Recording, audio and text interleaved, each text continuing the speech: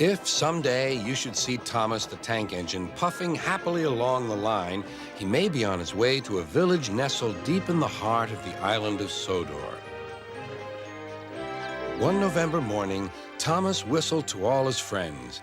"It's nearly Thanksgiving, and I'll bring you lots of letters and parcels." But then an early snowstorm came.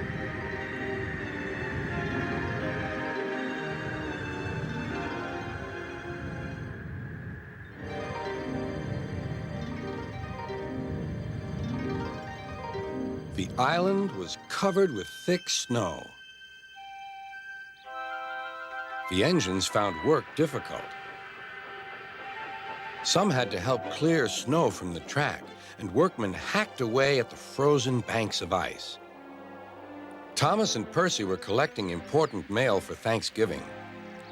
"Driver says there's lots of mail for the village," said Thomas. "I'll need an extra car for it all." Percy was feeling left out. "It's not fair. You're not leaving any mail for me." But Percy's chance had come. "There's been a change of plan," said Thomas's driver. "Sir Topham Hatt needs us at the big station.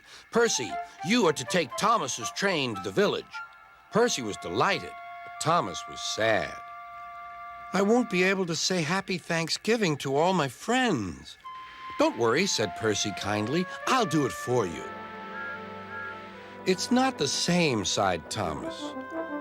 Percy was making good time on his way to the village when suddenly, "What's that?" called his driver. There ahead was a fogman by the line. He was holding a red light.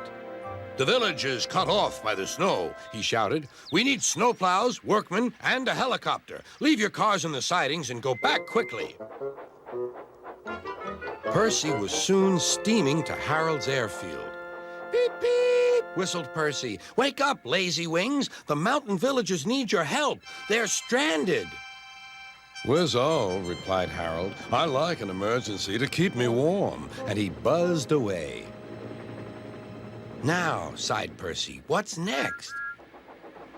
Suddenly, there was Thomas with Terence the tractor and a works train. "Come on, Percy," whistled Thomas. "Follow me." The two engines battled their way through the snow.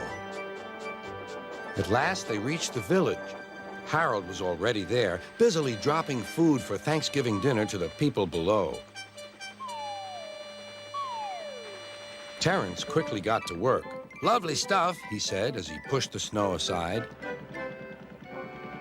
"Well done, Percy! Well done, Thomas!" cheered the villagers. "Percy, I've just remembered. Your mail train is still back at the siding, isn't it?" Percy hurried back to fetch it. Just then, Toby arrived with Henrietta. "We've brought lots of hot drinks and food for the villagers," he whistled. That night, all the engines had gone back to the sheds except Toby. The villagers had made a plan to thank the engines. They loaded paint pots and parcels into Henrietta, and then they set off through the moonlit countryside. All the engines were fast asleep in the sheds as Toby ran silently into the yard.